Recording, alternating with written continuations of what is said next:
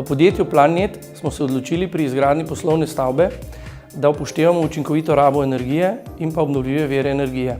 Zato smo pri ogrevanju uporabili toplotno črpalko voda-voda.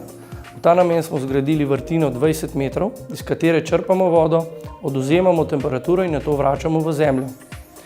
Zgradili smo tudi rekuperacijsko napravo, ki je 85% učinkovita.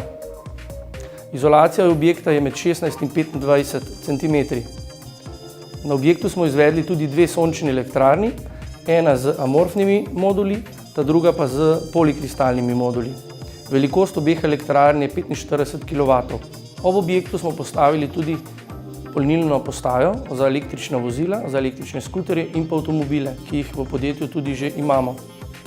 Z vsemi temi ukrepi smo dosegli, da je naš objekt v velikosti 1800 m2 80% samozadosten, dosegli pa smo tudi porabo energije na kvadratni meter 14 kWh, kar nas uvršča med pasivne objekte.